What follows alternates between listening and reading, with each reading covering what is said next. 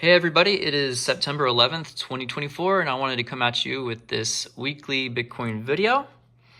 So as I mentioned on Saturday, my last video, we were right here in this area. I mentioned that we had been forming a downward sloping channel, just like we had been forming here back in June, ending in July. And actually, there's another one right here. If I was to zoom in, I could draw that out too for you, but I'd have to zoom in for that, so I left it out.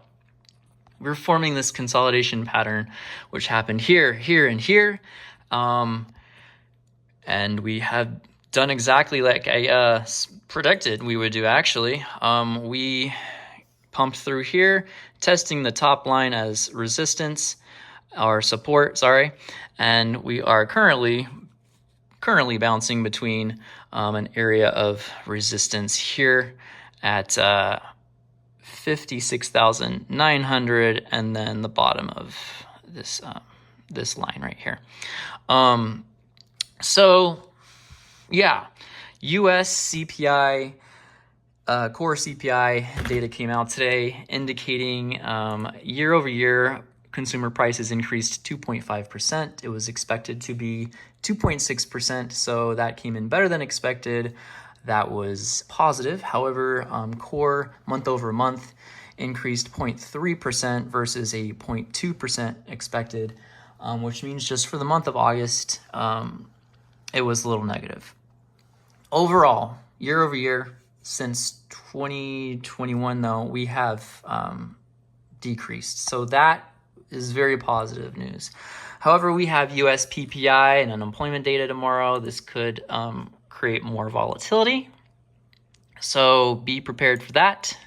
However, I am not fazed. I am not scared about any of this right now. All of this is very, very bullish because of where we're at in the cycle. Now, speaking about where we're at in the cycle, I just want to mention that the bottom baseline right here, or the legacy line, is a very important thing to find at every point at this phase in the Bitcoin cycle. Okay, guys? The power law mentions it, but it basically says that Bitcoin always comes back to baseline. It always consolidates back at base before we take off into that euphoric phase of the cycle. That's what we're doing. That's exactly what we've always done, and that's what we're currently doing now. So we saw that back here in 2019. We consolidated in a downward sloping channel for 200 something days before we pulled out. Okay, but we had to touch baseline. It wants to touch baseline before we take off. Had COVID not happened, this move was ready to go. Like, we created a flagpole here, put that there, and the target was 16,151. That was the target. And then, a worldwide pandemic happened, so we dropped 60 something percent. We see that again here in 2016, and we see that again here, slightly different consolidation range, a symmetrical triangle, back in 2012. It's not the length of time, which people have been talking about. It's not the length of time that we're in this. So there's no saying, oh, we were in this for 3 months, so the next one should take 3 months, and then we'll pull out. No, it's once we reach baseline is when we pull out. So this is 200 days. Once we reached baseline, we touched it a few times. That's when we were able to pull out. Unfortunately, because we flew so hard, so fast in this cycle, it took a long time. It's going to take a long time to get back to base. However, that's where we're at now, and that's why I'm not freaked out. Originally, I was freaked out because I had been trying to search for this baseline for a while. I originally thought it was here. So if it had been here, then we had an extremely long time before we got out of this consolidation range. But after looking at it for a while, I've determined that I currently determined that it's right here. I am thinking about a different scenario, however, and because we touched something right here, we stopped. And whether it's support from here, I don't think it is, because we dumped through that here on August. I think there's something else here, and I think we could potentially move this up. And if that's the case, man, guys, like, we're pulling out of this sooner than I thought. That's great. That shaves off some months of consolidation. So that's where I currently put the line on this chart. So if we see it as, if we zoom in, let's zoom in and see what that looks like. So starting at the end of December of 2022, we can see that how that affected the chart. We chopped in through that, found support. We were acting as support there, then it was resistance, support again, resistance, we fell through. I think, guys, this might actually be it. We found support again, pumping back up in October of 2023, and then we kind of just, we touched it again right here, January 2024, and then we just, took off.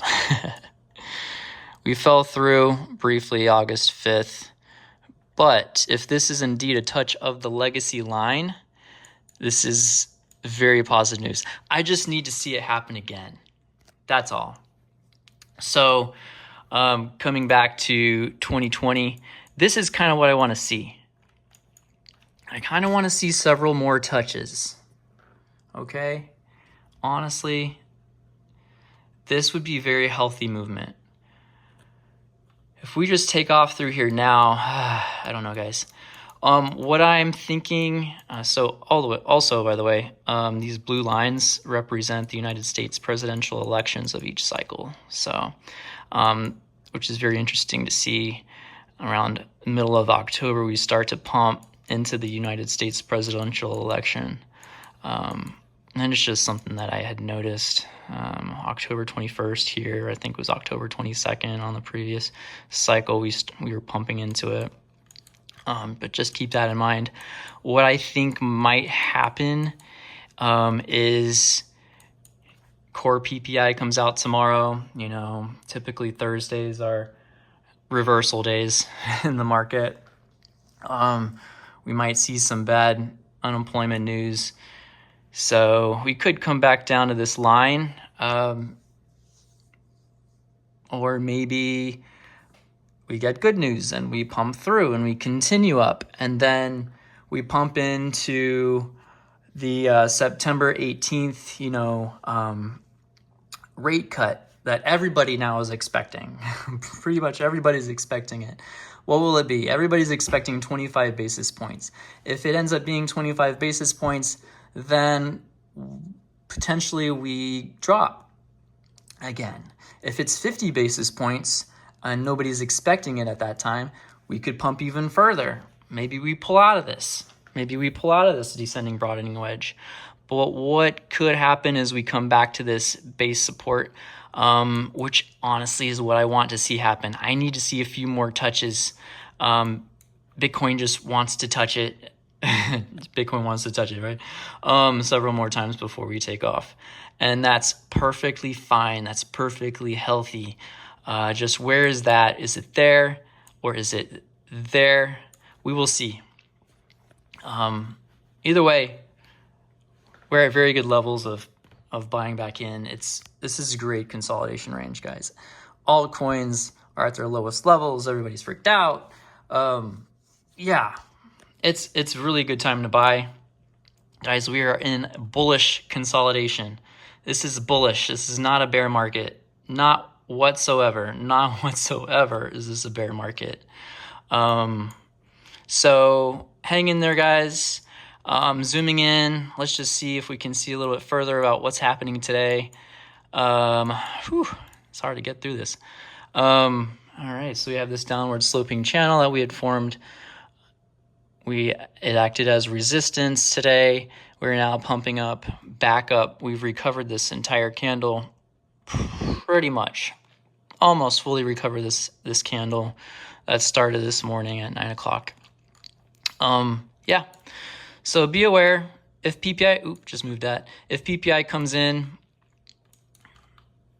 and it's negative news, we dump. Great. We don't have to dump very far. Support line's right there, right? Yeah. So guys, nothing to be scared about. We're looking great. Yeah. If you have any questions, ask me in the comments section. Otherwise, if you liked this video, you found it informative, please like and subscribe to my channel and like my video. And y'all have a great day and a great rest of the week. Thanks. Bye.